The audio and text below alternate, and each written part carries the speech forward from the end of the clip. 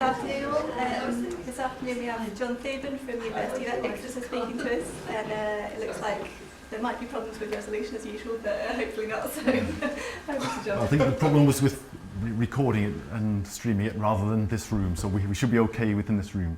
Good afternoon, everyone. So just saying to Hilary before we started, the idea for this talk came from co-authoring a paper with Hilary and Colin Cotter, where we had the phrase computational modes in the title. When we got to the point of the paper of actually saying what a computational mode was, we found we didn't have a concise and straightforward statement of what a computational mode actually was. So that stimulated us to exchange a large number of emails and ponder the question. I should acknowledge the ideas and input of a large number of colleagues. I won't read out all the names, but there's certainly a lot of other people's ideas are going to come up today. I've stuck with the original title as advertised, but actually today I'll mostly concentrate on the first question, what are computational modes? Although, as we've hinted, the question's not so straightforward, so you might not get a straightforward answer, but hopefully it'll be thought-provoking.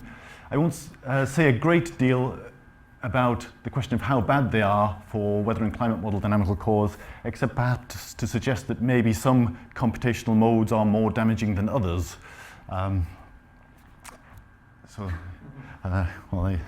there we go. So maybe they're not all. So maybe they're not all so bad.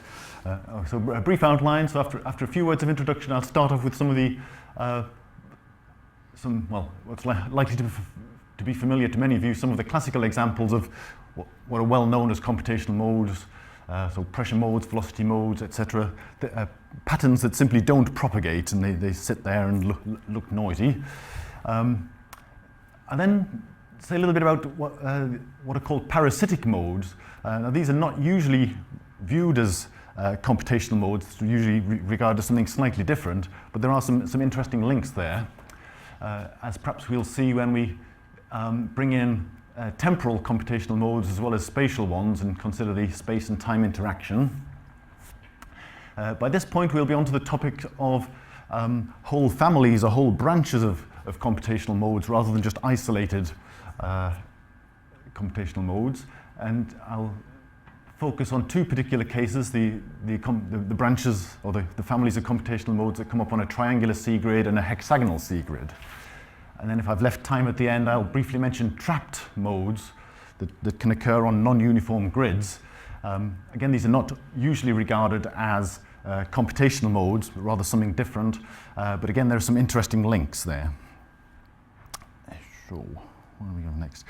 Okay, so I'm going to take a very broad definition of computational mode, perhaps too broad, but as meaning any gross misrepresentation of the linear wave-like behavior of the continuous system by the discrete system. So maybe it's a bit broader than some people would use as a definition, but it gives me a chance to talk about some topics that I found interesting.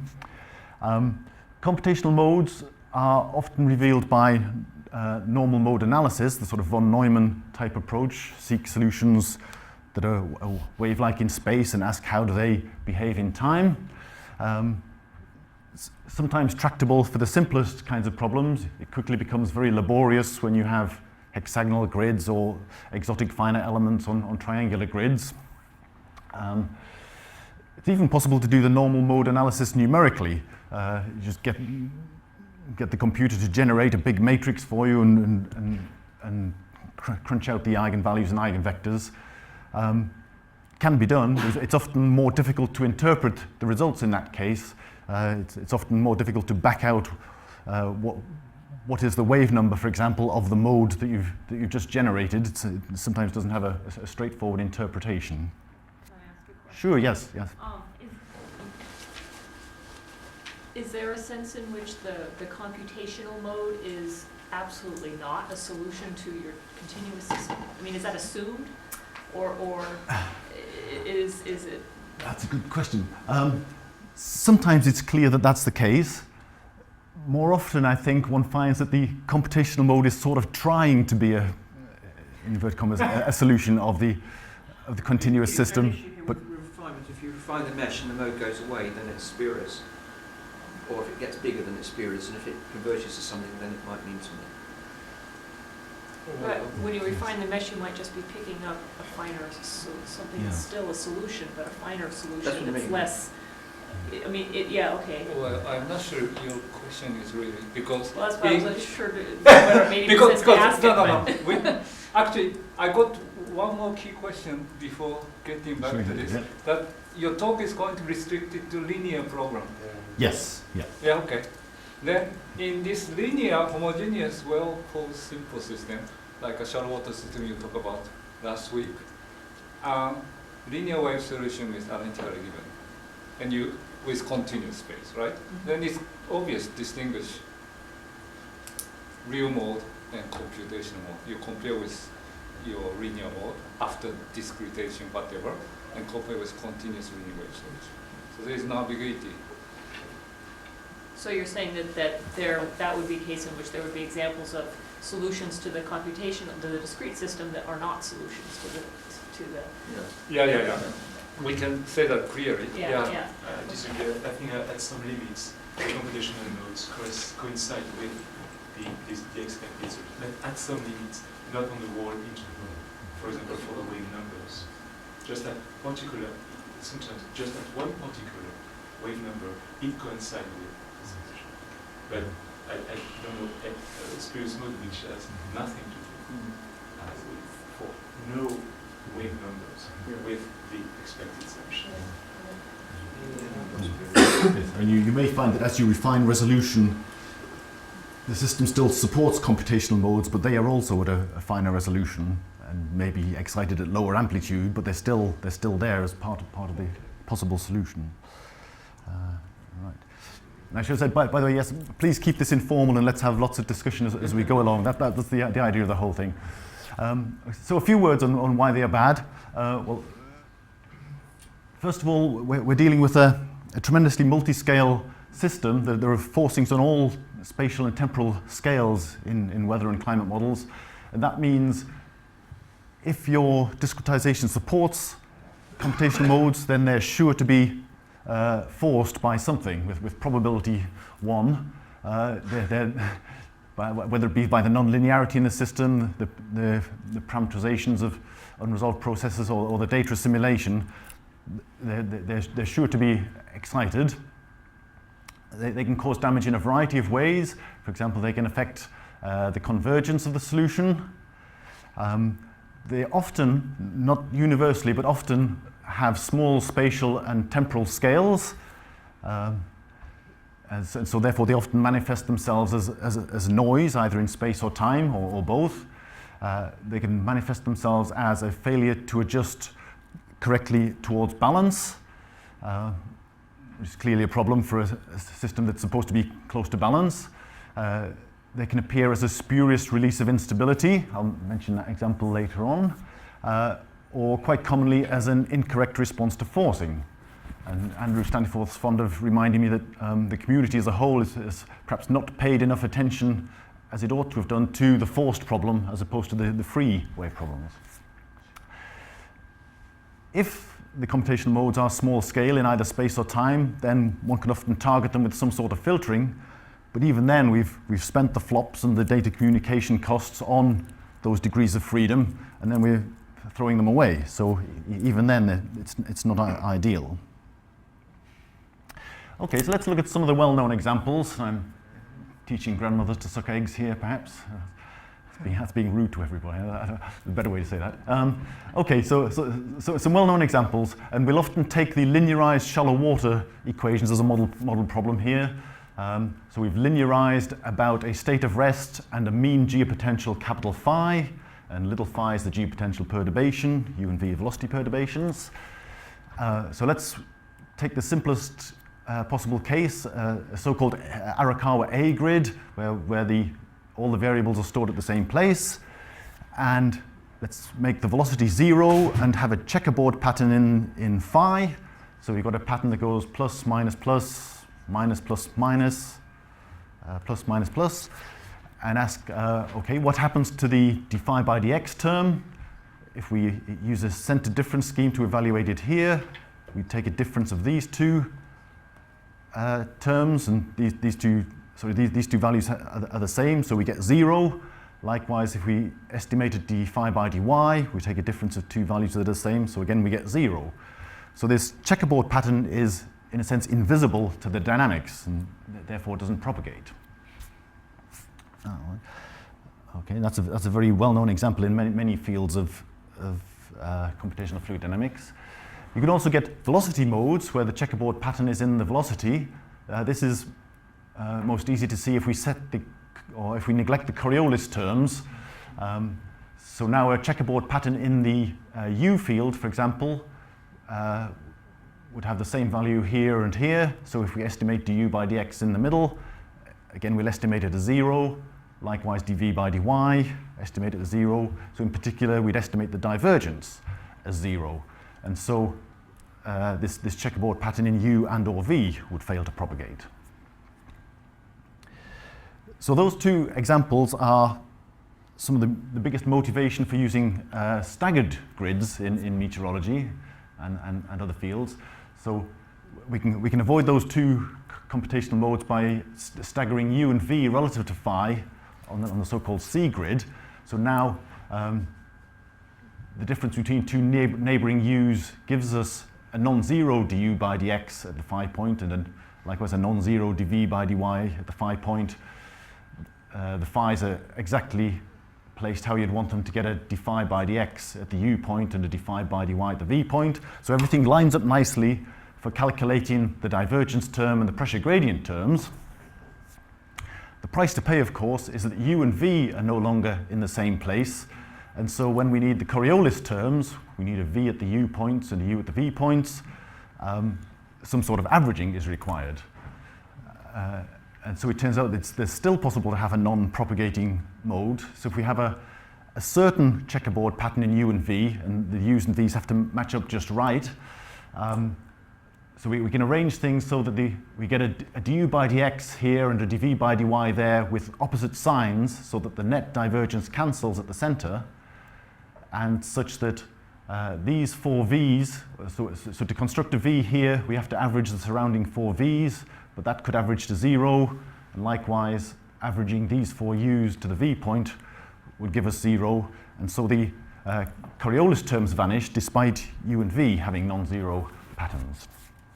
So that's sometimes called the Coriolis mode. I think it's a bit less well known than the pressure and velocity modes we just saw.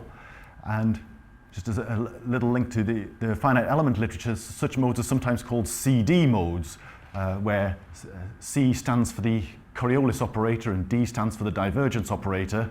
And Daniel? It seems to me that these modes are called F modes in the literature, because CD modes seems to me different.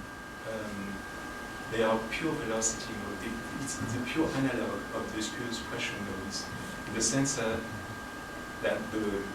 for example, if you take the eigenvector associated with the CD mode, its pressure part is 0 or constant. Well, the pressure part is 0 in this case. And it certainly lives in the kernel of the divergence operator and the Coriolis operator. It seems to me there are two different kind of modes. The F mode and CD modes are behaving differently. Because the F mode is a part of the inertial gravity mode, and the CD mode has its own existence part. It's living by itself. Well, okay, so I was going to mention later, this mode actually lives at the end of the Rossby mode spectrum, or the geostrophic mode spectrum, not the inertia gravity mode spectrum. So in fact, I was reading your paper, which is, well, at first I thought this was an F mode, and then when I read it more carefully, I convinced myself it was actually a CD mode. So. CD mode is end of inertial mode. No, he said quasar just let's try to understand still. Just to be sure, the seed grid coilist mode you are talking about is not in the inertial gravity relation dispersion part? No, it's in the geostrophic mode part. Because you have also one F mode in that part, in the inertial part. For example, for the seed grid, you have, if you compute the dispersion relation, you have F times cosine of kh over 2. So when kh equal pi, this guy is cancelling, is equal to 0.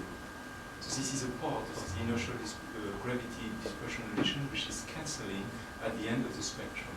It's the inertial gravity mode. I guess Daniel is technically, I don't know this Yeah. personally, but Daniel is technically correct, except for if you solve this three variable system, you get slow mode and fast mode. Both should be inertial gravity waves. Yes. Technically, because you shouldn't call it Rossby wave because there is no beta effect. Period. Okay. But Ed Lawrence invented this funny terminology called it Rossby mode, whenever it is slow. Well, That's why John is called this Rossby mode.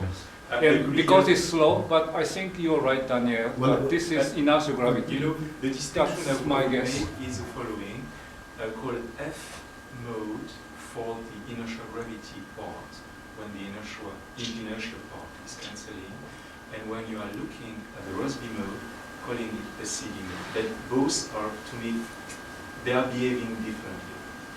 It's they are the same. I mean, you could localize them in the same kernels, same null spaces, but I think they are behaving differently because the F mode might give you a nice solution on a fine grid, while the CD mode will not. Okay, I think we need to pencil and paper afterwards to sort this out. Okay, good. On the bottom line, CD mode is named for whatever instability on this view graph, not general. The CD mode refers to this particular numerical mode. I believe it does. Yeah, okay, well, that's what you well, agree, right? well, so I think Just try to understand. let me try and make it a statement that people would agree with. CD modes are those modes that live in the kernel of the Coriolis and divergence operators. For example, if That's very general. if the Rossby radius is resolved, the F mode will not give rise to oscillations. This is why the C grid might be employed on a fine grid. Even if the Rossby radius is resolved, the CD mode gives you, after just 2 or 3 time steps, full noisy field. Okay. But the pressure is okay. Even after several weeks of simulation, if you take an ND, for example, with CD mode, the pressure will be fine, quite smooth after several weeks of simulation. But after 2 time steps or just 1 time step, the velocity is full of noise. But the solution is bounded. Okay, I better move on. Okay, so let's just step away from shallow water for a moment and look in the vertical column and the well-known Lorentz grid computational mode. So by Lorentz grid, I mean grids that are vertically staggered like this, but in which all of the thermodynamic variables, or both of the thermodynamic variables, are stored at the same level as U and V, as opposed to Charney-Phillips, where you would displace the theta to the W levels. And I think perhaps the simplest way to look at this is to say that there's now a non-uniqueness in the description of hydrostatic balance. And actually, it doesn't matter how you express hydrostatic balance, so it could be in terms of P and rho, or theta and the Exner function. Indeed, you could use different vertical coordinates and different formulations for hydrostatic balance, but whichever way you do it, you end up with one thermodynamic variable is differentiated and the other one isn't, and they need to live at the same, those two expressions need to live at the same level, so unavoidably there's some vertical averaging. And that vertical averaging can hide some vertical structure, and that gives rise to a non-uniqueness. Now, one of the earliest places I come across this. In fact, this paper doesn't even mention computational modes. Is one by Schneider, 1987, where I think he was looking at the hydrostatic equations, but it doesn't change the essential point. He noticed that for a steady thermodynamic forcing, the equations, the discrete equations, didn't have a steady response, which is what you would expect to have. And the reason is this non-uniqueness, what's the way to say it? Basically, there's a normal mode of zero frequency, and therefore you get a spurious resonance at zero frequency from the zero frequency forcing, and so you get a solution that grows linearly with time rather than a steady response. Okay, so he didn't refer to that as a computational mode, but that's essentially what it is. It's the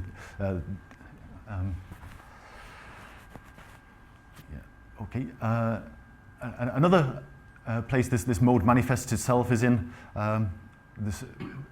As described by Arakawa and Muthley, they noticed that in their three-dimensional baroclinic instability simulations, there seemed to be a spurious kind of unstable mode, and they traced this back to the Lorentz grid computational mode.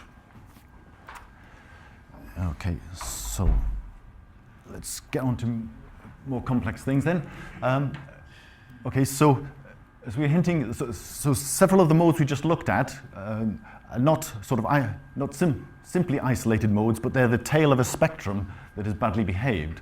So if we look at the unstaggered grid, but boil things down to one dimension now, so this is the one-dimensional version of those, and in fact non-rotating shallow water equations. And if we solve these on an unstaggered grid, so analogous to the A grid, it's well known that the true solution, what are we plotting? We're plotting frequency versus wave number, suitably non-dimensionalized. The true solution should be a straight line. For well-resolved modes, you do reasonably well, but then the dispersion curve starts to tip over, and this half of the spectrum is severely retarded. And at this end of the spectrum, we get modes that simply don't propagate. So that's actually the velocity mode and the pressure mode both sit there at a wave number of pi. But of course, this half of the spectrum is badly behaved. Not only are the frequencies slowed, but the group velocity, d omega by dk, has the wrong sign. And that's clearly going to adversely affect the adjustment process, for example. So these modes with reverse group velocity are sometimes called parasitic modes. So one way in which they behave badly is that they have group velocity of the wrong sign. Another way is that consider a problem where you force at a particular frequency, let's say at about 0.2 in these units. A nice small frequency, you should hope to generate a nice long wavelength response. But because of these parasitic modes, you could also get a short wavelength response from over there. And this is dead simple, but it's one of my favorite examples. I'm going to show it. Some of you might have seen it before. Okay. So here we have, this is the unstaggered, the A grid at the top. And I'm just, at the moment the solution is 0. I'm plotting phi up this axis versus x. I'm going to take the middle of the domain and very slowly force that value up and down. And of course what should happen is I should radiate some long, slow waves out from the forcing. And just for comparison, here's the staggered grid, which actually does a good job.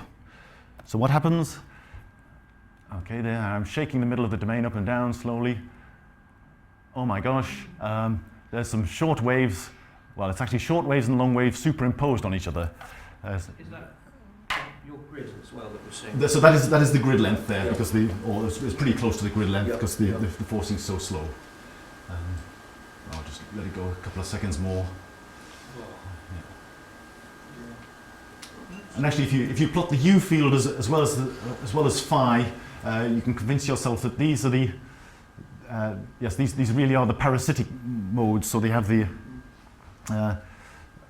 okay. So the group velocity has to be away from the forcing. So the phase velocity is actually, well, that's actually very slow, but towards the forcing. Okay. So these mode seems computation mode seems a very small scale, right? Look like these 2 or 3 delta x. Yeah. Yeah, I mean that's just because I've picked a very slow forcing frequency, so the parasitic mode's near the grid scale at the other end of the table. But it's also related to the time stepping method, no? In this case, the time truncation errors are small. I've chosen a small enough step that what we're really looking at is the space. So it's not truncation. parasitic mode in the sense of parasitic for time stepping schemes. No, this is parasitic from that bit of the spectrum that tips down. But your analysis seems there is half of that wave number should be parasitic, but seems here only like maybe 2 or 3 delta x. So Yes. how can you? Okay, so if Explain I the go back to my difference. figure.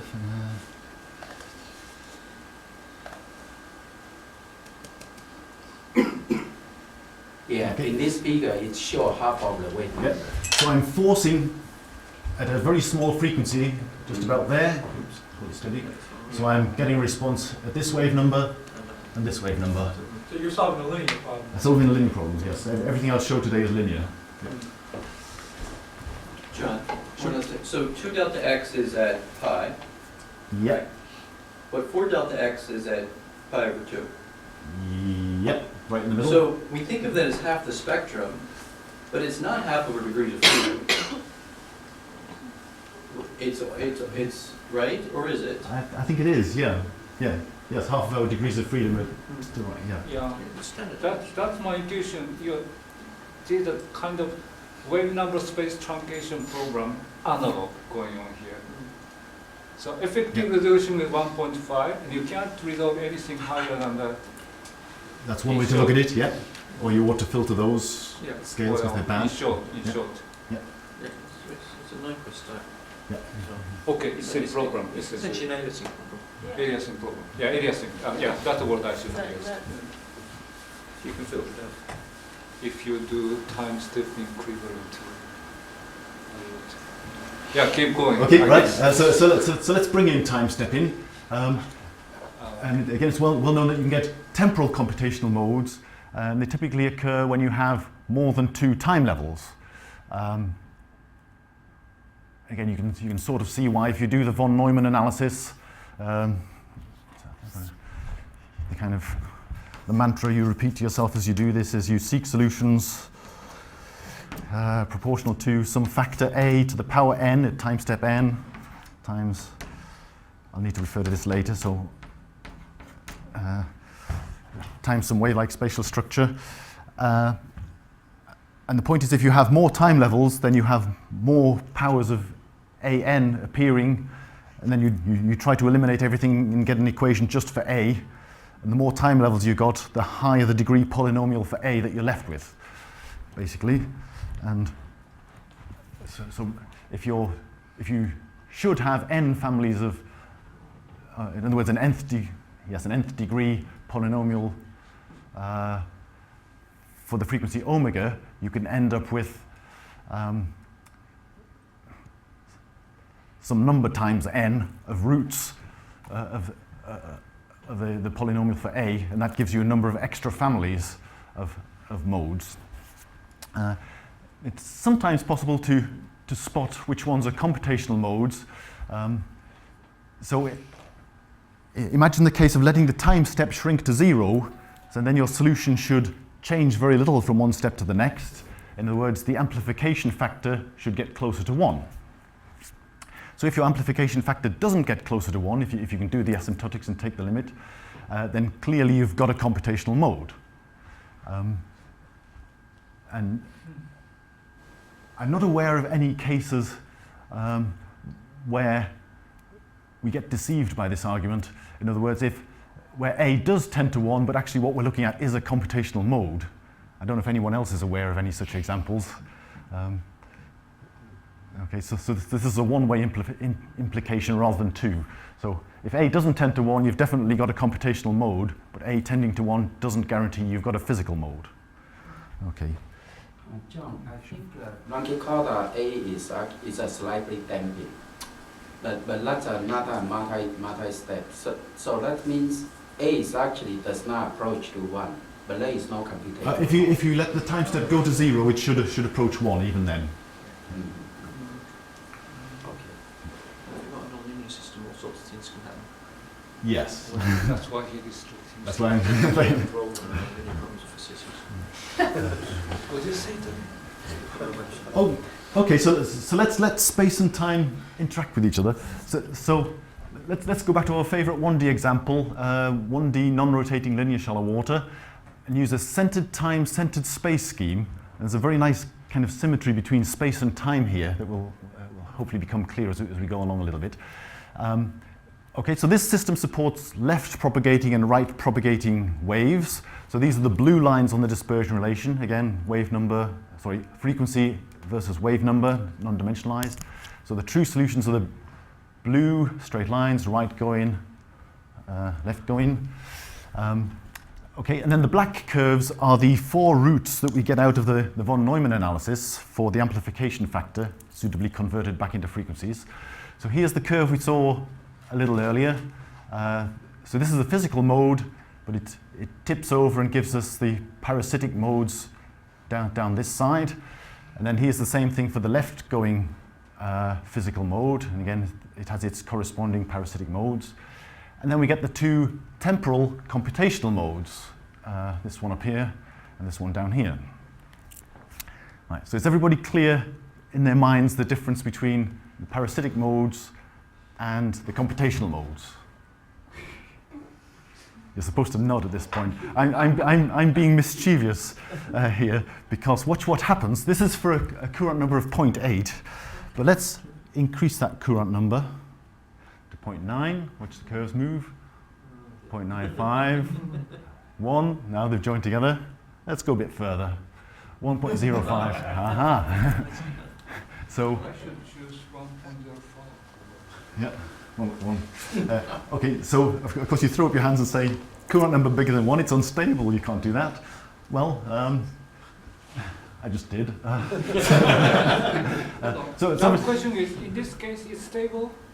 Well, okay, so there are some wave numbers in the middle where the value of the frequency is now imaginary, so that's the unstable ones. Okay. The ones you can see are still stable. Okay, so now what have we got? Well, this is obviously, this must be the physical branch, because these values are well behaved.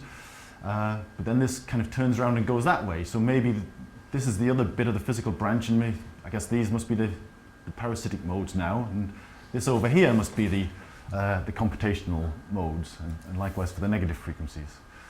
So there's some kind of exchange of roles gone on there. John, can you explain again why you say that you know which one's parasitic, which one's computational, which is Okay, so well, simply because the black curve that you can't see is lying underneath the blue curve, and the blue curve is the right answer, or the blue line's the right answer. So you would, it's natural to think of this as the physical mode here, and then I guess that's an extension of the physical mode branch. Actually, from another point of view, you might say, well, this bit here is physical and this bit here is physical, and the fact that it's joined to these other bits is we should. That I would say. That will be my interpretation. Yeah. So if you swap the role of time and space in these equations, which you can do.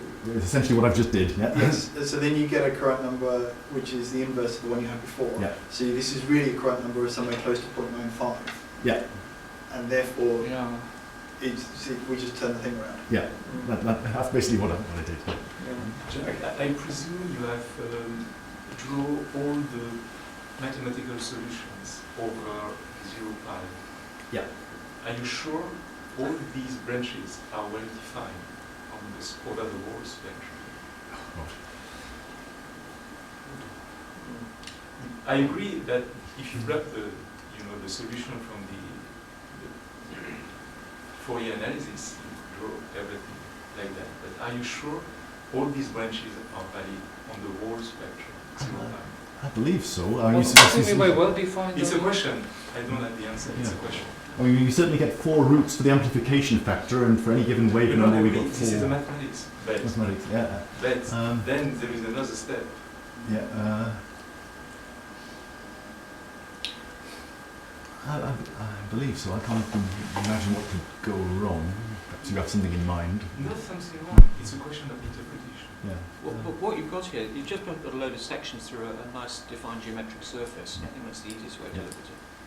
Yeah, except for this, I don't understand Daniel's question perfectly, but this von Neumann analysis is kind of cheating, right? You introduce wave number, continuous wave number, where it doesn't exist continuous way in real numerical world.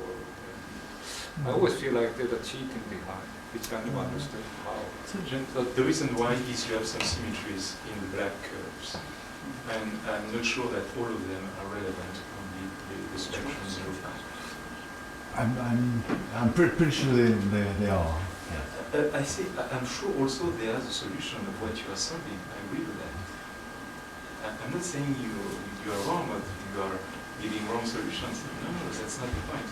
Then, starting from the solution you obtain, is it possible to draw all these curves on the whole spectrum? This is the question. I believe so. So I could pick any point on a black curve and go back and construct the U field and the phi field at time level n-1 and time level n, which is what you have to do to completely define. And if you have some periodicity in the solutions, for example. Is it somewhat, sorry? If you have some periodicity. Periodicity, yes. Okay. So what happens is this curve is no longer continuous. It might be at the wrong place. They might be there, but at the wrong place. You mean at the wrong place on this plot, or? Yes. Forget the question, but it happens sometimes. Okay. Perhaps. But I don't think there's any kind of aliasing of wave numbers or anything yet. We'll come to that later. Yeah. Okay, so we're just starting to get to the interesting stuff. So if you change the time stepping scheme, you always get this bit which goes down to 0 at phi, right? If I go back a bit. So this bit, yes. I think whatever the time stepping scheme, that's a result of the spatial center differences, that bit. So yes, you would always get that. But in the middle it might change depending on the time stepping scheme. I guess, yeah. Okay, now we've got two. Okay, so we're now on to the topic of whole branches to the dispersion relation and possibly getting whole branches that are computational modes. So again, sticking with our favorite example of the linearized rotating shallow water equations, just as a reminder, this is what we should get if we're on an F plane, so constant Coriolis parameter F. We should get a cubic dispersion relation where one of the roots is 0, and then we get this quadratic bit that describes the left and right propagating inertia gravity modes. What can happen is that depending on the number of degrees of freedom in your discretization and their spatial relationship to each other, you get you basically get a different polynomial with more than 3 roots, and then the question is how do we interpret those roots? Are they computational modes, and how badly behaved are they? Okay, so let's look at the example of the triangular C-grid. So what do I mean by a C-grid, first of all? Well, it's the analog of the square C-grid we saw earlier, where we store the pressure or the geopotential at the center of our grid cells, and the normal component of velocity at the cell edges. So these V's are meant to represent the normal velocities. And typically what happens is that you should look at the number of degrees of freedom per basic repeating unit of the grid. So well, how does this come about? Again, thinking of the von Neumann analysis, again, you wanted to look for solutions of this form, but you need for every independent variable, you need to look for a solution of this form. So well, these two phis are clearly different because one lives in an up triangle, one lives in a down triangle. So you've got a phi 1 and a phi 2. And how many v's have we got? We've certainly got 1 there, 2 and 3. But then this v is just a shifted version of this one, and this v is just a shifted version of this one. So although I've drawn 5, there are really only 3 independent ones. Okay, so each of those is proportional to a to the n e to the I kx. So we're going to get, okay, then you kind of try to eliminate all of these variables and leave yourself a polynomial for the amplification factor. And the point is, because we've got 5 variables, we're going to be left with a degree 5 polynomial. We'll be left with a quintic rather than a cubic. And so we're going to get, well, if you back out the frequency from your amplification factor and see what you got, you end up with an equation something like this. So this was analyzed by Sergei Danilov, for example. So what have we got? Well, we do indeed get a geostrophic mode. We get this, well, so I've normalized by f, but basically we get a factor of omega out the front, so there's clearly a root omega equals 0. These are the modes that just sit there in geostrophic balance, so that's good. But instead of a quadratic factor in the brackets, we've ended up with a quartic. Now, I didn't want to get bogged down in all of the details, but let's just point out there is a dependence on, I need to flick ahead one page. I've introduced this quantity alpha, which is a measure of how well resolved the Rossby radius is. So large alpha is well resolved, low alpha is poorly resolved. Oops, sorry, wrong way. So this factor q is proportional to alpha squared. There's also a factor, I've just called it c, but this depends on the wave number k that we assumed and plugged in. Okay, so how do we interpret these things? Okay, so we got the geostrophic mode, that factor at the front, and then these ones in the brackets ought to correspond to the inertia gravity modes, but in fact we've got 4 of them rather than 2. We'll move on in a second just to try and look at what they are, but first let's mention a rule of thumb which seems to work at least for polygonal C grids, is that to find out how many modes of each type you're going to get, you count up, well, first of all, the number of pressure and divergence degrees of freedom, and both pressure and divergence live at the centers of the cells, so basically you count the number of cells, and that tells you how many inertia gravity modes you're going to get. And likewise, you count up the number of vorticity degrees of freedom. On a C grid, vorticity lives at the vertices, so the normal, you can imagine taking the normal velocities and integrating those up to get a circulation around a vertex to give you a vorticity. So if you count up the number of vertices, that's essentially the number of vorticity degrees of freedom. That tells you how many geostrophic modes you're going to get. Give or take 1 or 2 on the sphere, allowing for the wraparound and Euler's theorem. Can I ask a basic question? How collect dispersion relationship should look like? Okay, so it should look like that one. Okay, that's the formula. I thought this. Yeah. Okay. So it must be q squared after the non-dimensionalization. Go into next okay, page. so K squared becomes q squared. gosh, Q or q. I should have written them in the K same squared form, shouldn't I? becomes equal to q after non-dimensionalization. Crumbs. No, it's which way up is I it? would guess. It's actually phi upon f squared is proportional to q. So I should have normalized this equation by f squared as well to make it easier to compare. So think of this as a q factor here. Yeah. Okay. Okay. Yes. Sorry, I could have made that clearer.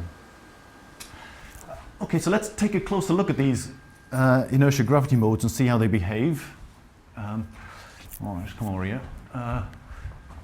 Okay, so I'm just plotting 2 of the 4 roots because the other 2 have negative frequencies, so I just plot the positive frequency ones.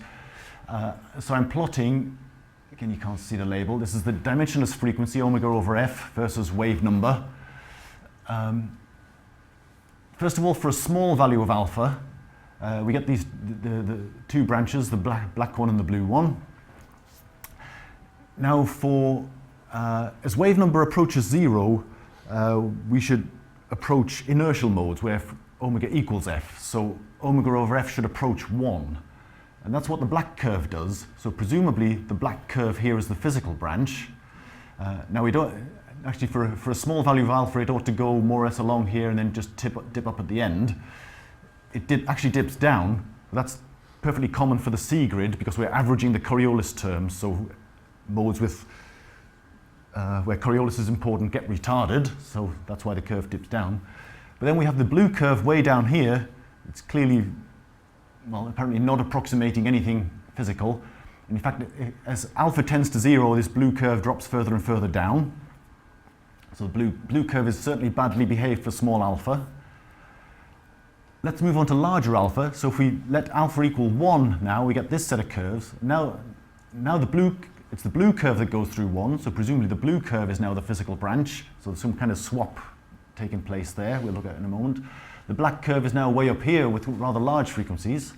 If we increase alpha all the way up to 10, the black curve has shot up to very large values, 30 something.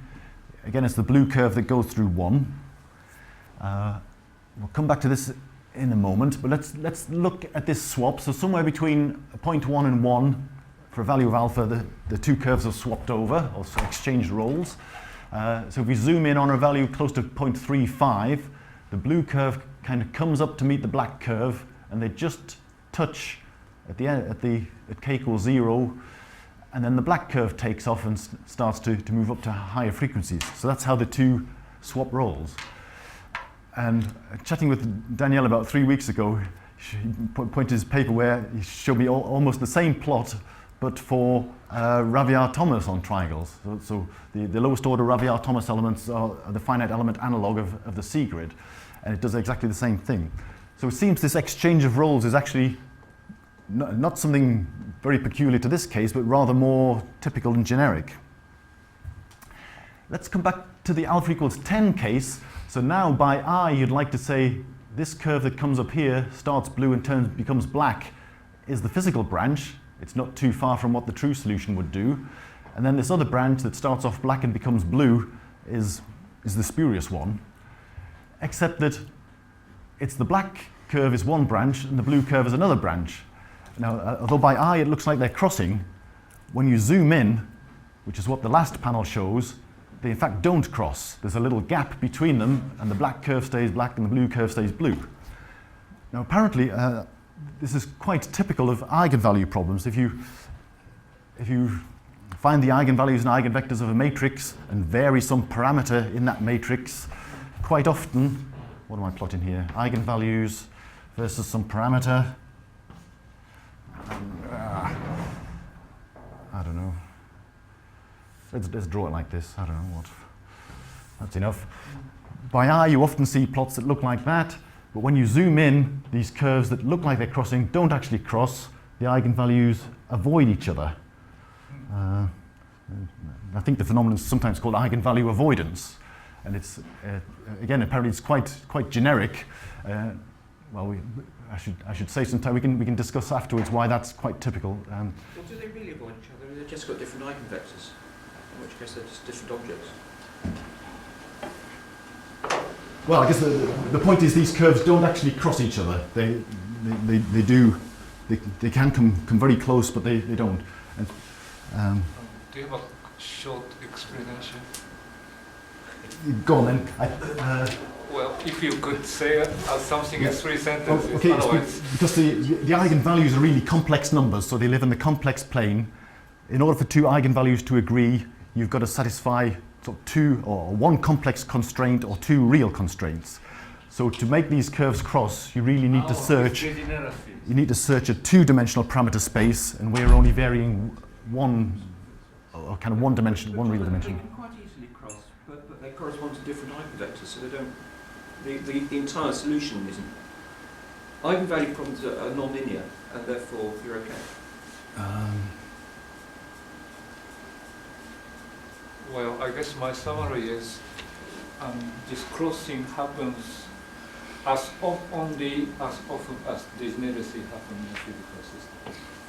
And degeneracy is not that often, but occasionally enough. It's not degenerate. They've just got different You can eigenspaces. have, But you have to go two modes. That's not an issue. You have to get two mode overlap, right? Certain point. That's kind of degeneracy.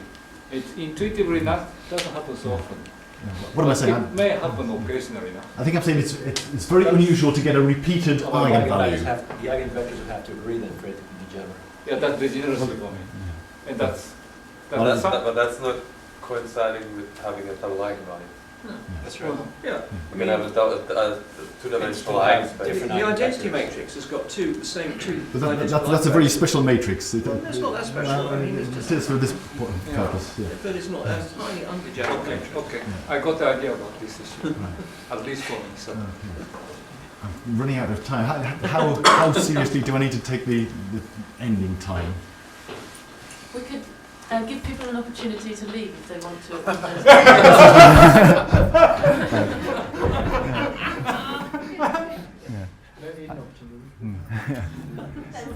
Give people an opportunity to leave without toilet break. Actually, I'm not too far from the end. Let's take a quick look at the hexagonal C-grid case as well. So this time you've got 4 degrees of freedom per basic repeating unit. So you've got the phi in the middle, and let's say these 3 v's, and then the other 3 v's are just displaced versions of the v's that we have. So you get a set of 4 unknowns, so you get a 4th degree polynomial, so you get a quartic dispersion relation, which happens to have an omega squared out the front. So there's a double omega equals 0 root. You get 2 families of geostrophic modes and 2 families of inertia gravity modes. To cut a long story short, the inertia gravity modes are reasonably good. And you might say, well, great, the geostrophic modes should have 0 frequency. They do have, so that's just fine. Come back to that in a moment, but let's just mention, actually it's non-trivial to get those geostrophic modes coming out to have 0 frequency. When people first looked at the hexagonal C-grid, this is Nikovich and colleagues, you have to be very careful how you construct the Coriolis terms. And if you do the most obvious thing, where do I need to, let's go back. So I need, this is the normal component of V that I'm predicting. I need the tangential component of the velocity for the Coriolis terms. If I construct that using the nearest 4 values, which is the most obvious thing to do, it turns out you don't get steady geostrophic modes. The geostrophic modes propagate and the whole scheme looks terrible. But if you're a bit more devious about how you construct the Coriolis terms, you can get, let's just point this. So this is the terrible result. So what I'm plotting a sort of contour plot versus the 2 components of the wave number. This is the frequency of that mode that should have 0 frequency, and it's getting frequencies up to about a half f in the corners here, the sort of shortest spatial scales. Did I understand correctly that if I use, which is a terrible thing to do, but the A grid on the hexagon, all these problems would somehow not be there? Well, which problems? You would get 3 branches to the dispersion relation, but you would get the same sort of parasitic modes that we saw in the square case. You would get parasitic modes, but you wouldn't get these things which are not stationary or have a totally wrong behavior. They're associated with the staggering on the triangular or hexagonal, or so. That is my understanding of it. Yes, it's to do with the number of degrees of freedom per repeating unit. Yes, I mean, this is obvious that, on the hexagon, the C grid is somehow a very funny grid because the number of degrees of freedom don't match. So there must be somewhere a mode which doesn't behave very well. So that was my understanding of it. So in this case, the A grid, as terrible as it might be, would avoid some problems. Or is that correct, my understanding? Okay, well, so I'll try and convince you in a couple of minutes that, first of all, first the bad news that this extra mode that we get is indeed a computational mode, but then maybe it doesn't behave so badly after all. So if I can do that in 2 minutes, I will finish on time. Okay, so to understand the behavior of the extra geostrophic mode a bit better, you have to bring in the beta effect after all and see does this propagate like a Rossby mode should. So there's a lot of curves on here. So the top panel is positive frequencies, the bottom panel is negative frequencies, and there are some crosses and some pluses, which are both the frequencies of the numerical scheme calculated in different ways. So just think of them as asterisks because they agree with each other. And then there are some diamonds, which are analytical frequencies. And up here, so this is the eastward going inertia gravity modes, and the diamonds lie underneath the asterisks. They're just fine. Likewise, the westward ones. Here's the westward going Rossby modes, and again, the numerical frequencies lie on top of the the analytical ones. I should say this is a log scale, so it hides small errors. But then this is the extra branch of Rossby modes. And the first thing you'll notice is that it's got positive frequency rather than negative. Rossby mode is supposed to go westwards. What's going on there? And next, the magnitude of the frequencies is very much smaller than the magnitude of the true frequencies. Okay, so how can we interpret these guys and what's going on? Well, first of all, is this extra branch, the wave number that we plug in here into the von Neumann analysis is not really the wave number of the solution. So, for example, if we plug in wave number 0 here into the analysis, this is a sketch of the eigenmode we get out. And sure enough, each velocity component is independent of spatial, independent of where you are in space. So it really is k equals 0 by that definition. But clearly there is spatial structure in this mode. So you have lots of little vortices going different directions. So this is really a small scale structure in the vorticity. Its real wave number is not 0, but something else. And again, to cut a long story short, you could try to figure out what the wave number really is by kind of aliasing argument and plug that back in to the true dispersion relation. And particularly by doing that, if you can in effect flip the sign of the frequency, this is what the true solution would be, this branch of diamonds here. And the bad news is it isn't really a good approximation to the diamonds. At least we've got the sign right, but it's still not a great approximation. What's really happening is that these essentially too passive. So small scale Rossby modes, small scales in potential vorticity, propagate very slowly, and these frequencies are tiny. What these computational modes are doing is they're even more passive. Having said that, because these frequencies are so small, any background flow, which is not included in this calculation, would simply advect them along. So small scale PVs just advected. So the argument would be that once you add in some advection, these guys would look just as good as these guys because they're all just essentially passively advected by the background flow. So John, before you leave this, so is this a mole number, a wave number? Because it seems to indicate a wave number when you're talking about the internal galactic wave and then the initial wave and the Rossby wave. Yes, so this mole number, is it wave number? Is it wave number? So for the first 3 branches, it can be interpreted as wave number. And what did I do here? Certainly for this one, it cannot. I'm arguing that we should sort of fold this branch over out here somewhere and interpret it. I don't understand.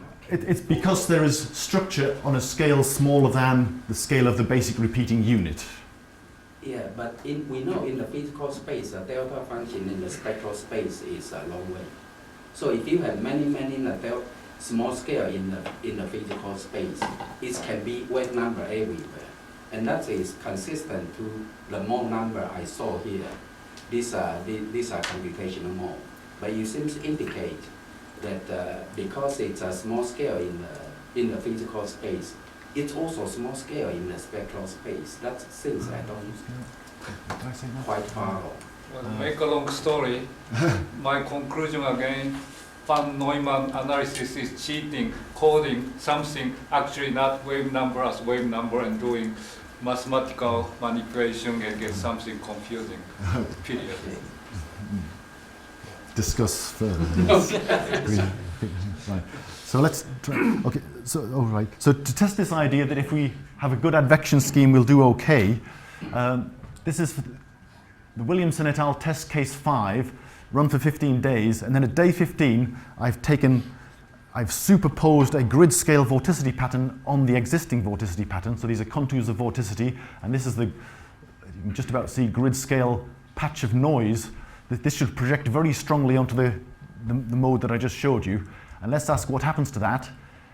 And these plots are 1 hour apart, so about 2 time steps, I think. I think the time step was half an hour. And after an hour, the advection scheme is basically eaten up that grid scale noise, and it's virtually gone in 2 hours. I should say there's a reasonably strong zonal flow around the equator in this test, which helps there. I've got a similar patch at the pole, which I haven't shown you. That hangs around for a few hours, perhaps of order a day, before that gets eaten up because the winds at the pole are much weaker. But sooner or later, that pattern disappears.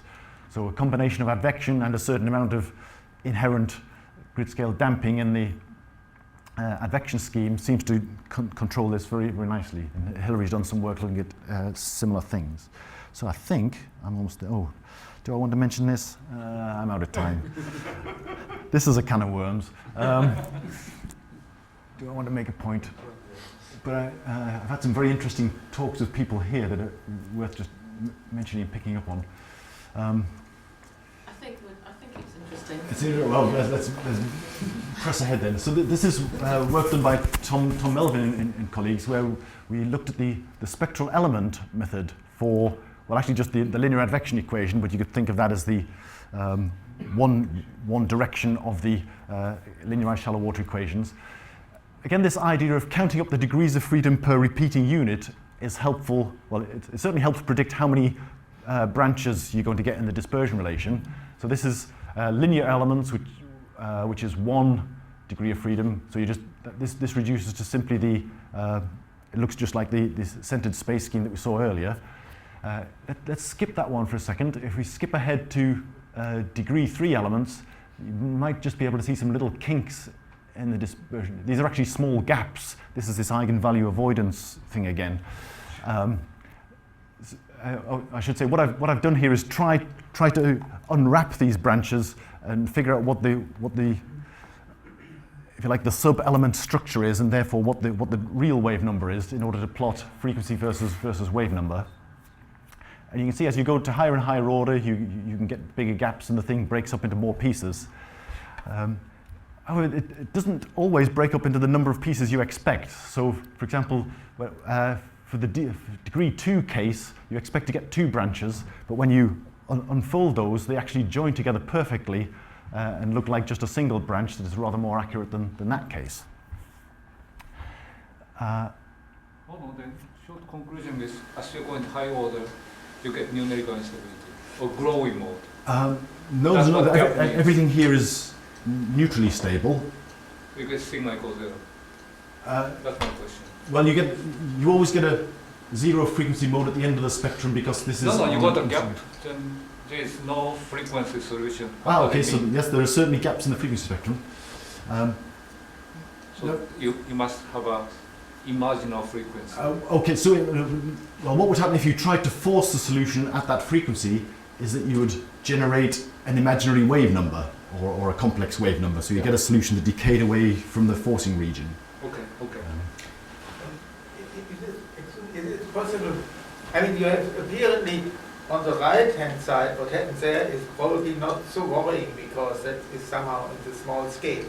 But what's happening on the left-hand side, I can't follow it easily, but is it associated? It has a periodicity. I mean, these spectral elements, normally, if it's 4, then the 8 delta x wave is treated in a special way, because there is a discontinuity of derivatives happening there. And I could imagine that this special place, it's only one place, right in third order its beginning, that this is associated with a periodicity length of the discontinuity.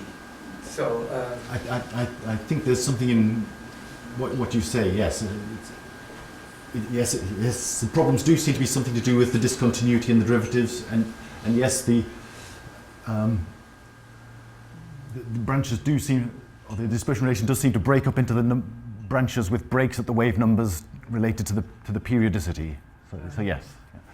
What I was going to say was it does seem possible to glue this back together. I found this remarkable, and I don't understand it, but is Mark in? Oh, he's sitting quietly at the back there. Mark showed me some very interesting plots about a month ago, where, and I think based on Frank's work, where adding some dissipation into this calculation brings these curves back together, and they join together beautifully and smoothly. Of course, the price you pay is you've now got some damping of the small scales, but it glues them back together. I'd love to understand that a bit more. And this morning at coffee, Danielle told me that a similar thing happens with a DG scheme with some upwinding. Oh, sorry. So the breakup occurs without upwinding. Putting upwinding in glues it back together. Intriguing. Yeah, and John, like I was showed tomorrow, dissipation also will help like a grid problem. Okay. Yeah, so dissipation change a lot of consideration. And the real model actually do use the dissipation. Yep. Yeah. But you don't want to use more than necessary to fix both.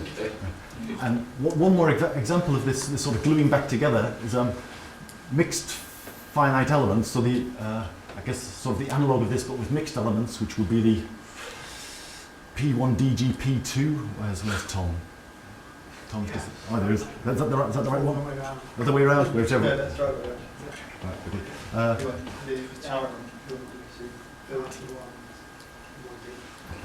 Oh shit. No, that's the other way around. It's P2. Yeah, it's P2 velocity, P1 DG question. Well, I guess for what I'm about to say, it doesn't matter. No, so P2 velocity, P1 DG has plus question marks.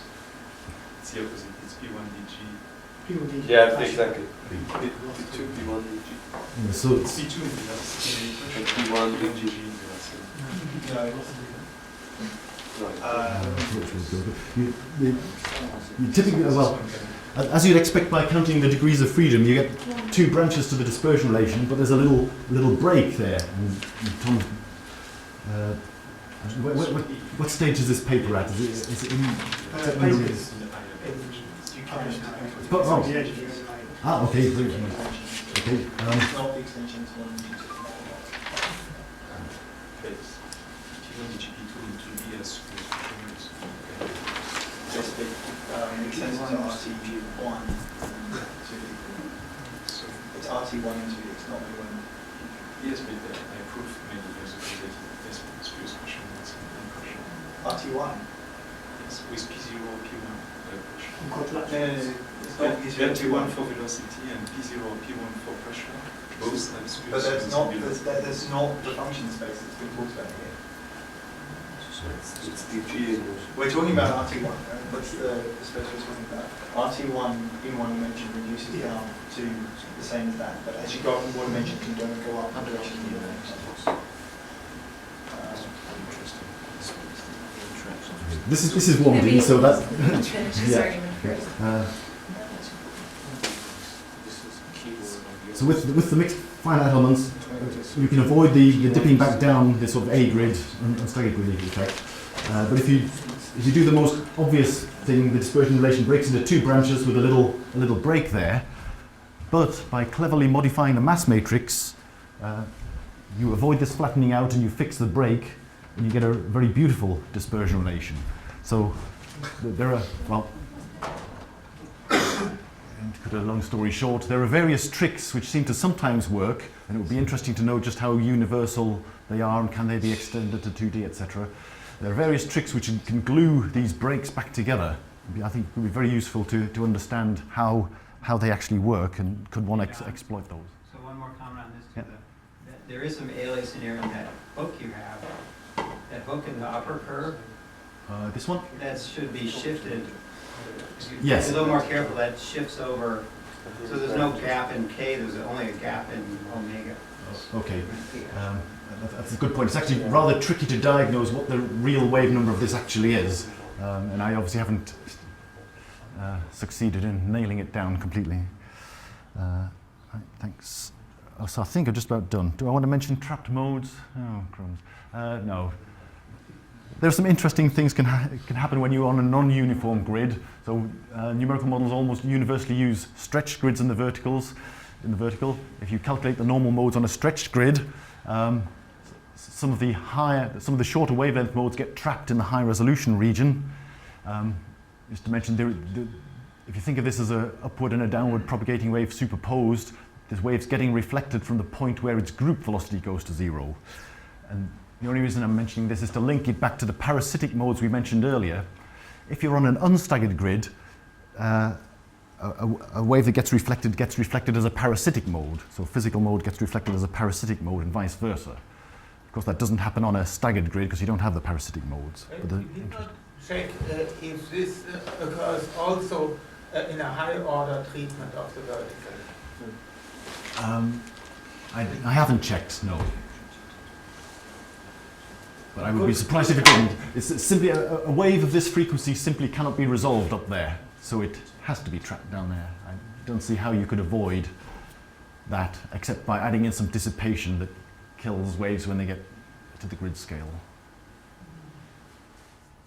We get the same effect in the horizontal. I mean, I'm unfortunately of the rather old and I know people who swore that you can't change the resolution in the horizontal without having some very bad effect. And now a number of methods, for example, the spectral element method, says that if you are careful to keep the order of approximation when you change resolution, then these effects disappear. So I could imagine that this test case with the correct high order treatment would be less bad, and it would just happen that when it can't be resolved, it damps, as we have seen in the horizontal that it happens with properly designed scales. I'd be surprised if the effect went away completely. It might be No, I mean, less of a problem. not completely, but I mean, it should very much help, I guess. Yes. Because what normally is done in the vertical, the schemes are of first order, because centers differences are very popular for the vertical, because people think the vertical is not so important. And that goes down to first order, and in first order treatment of equations, everything can happen. So. Okay, and then just to finish off by mentioning that a similar thing can happen in 2D on the sphere. So perhaps it's no surprise on a lat long grid. So these are some results from Hillary's paper. Actually, the paper we mentioned at the start. On a lat long grid, it's no surprise. So the colors represent the height perturbation of the highest frequency eigenmode on this rather coarse grid to emphasize what's happening. So this kind of short wavelength mode gets trapped in the polar cap and just whizzes around, and it's too short a wavelength to propagate out. But even when we make the grids as uniform as we can, like the buckyball grid or the cubed sphere grid, we still see what looks like trapping in the ever so slightly finer regions near the pentagons and near the cube edges on these grids. Now, just how damaging these modes might be, I really don't know. Maybe they behave just fine and they're essential for the adjustment process.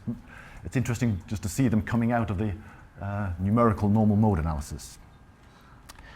So I'm done. Do I need to summarize? Well, there's all sorts of weird and wonderful behavior one can see in numerical treatment of linear wave propagation. As I've hinted, without really showing you too many examples, they can damage solutions in a variety of ways, whether it be noise, affecting convergence, affecting adjustment, incorrect response to forcing. I've tried to argue that some computational modes may be relatively harmless, either if the distortion of the physics, like on the hexagonal C grid, is not the dominant mechanism. So in that case, the advection of PV is a more important process than the beta effect.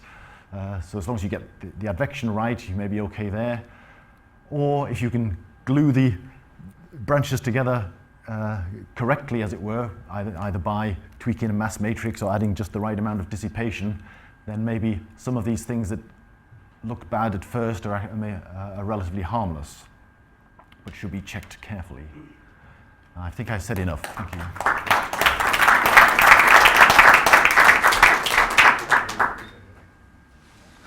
So John, what did you put in your paper for a definition of a computational mode?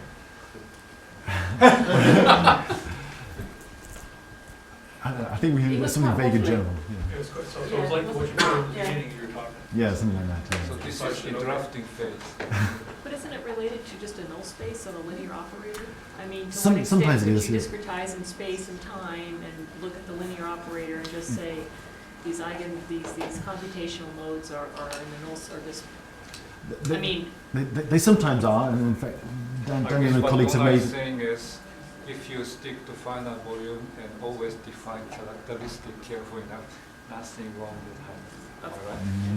That's really, really neat. My very, very naive reaction is, from your talk, what I take is we should stay with lowest order of numerical schema as possible to avoid any artificial mode. And also we shouldn't use exotic form. We should stay with square, otherwise we get artificial extra dimensions. And both conclusions sound wrong for me. Yes, so there's something missing in your talk. Well, I think I wouldn't go quite to the extreme that you No, suggested there, but one should be aware. I'm quick to conclude something, so Yeah, I'm jumping. But if I listen your talk through, I listen your talk through naively, and the simplest interference I can get is that. Well, by all means, use high order methods and on exotic grids and so on, but be aware of what might be lurking there and be prepared to deal with it. You sound like Andrew standing. That's the nicest thing anybody's ever said. So what you're saying is most of the answer written in scientific fiction. What I take this from this is no free lunch. You have to pick your poison. Yeah, pick your poison. Misery is bounded away from zero. Okay, so we should know most of things Is are that poisonous. No, you can always make it worse.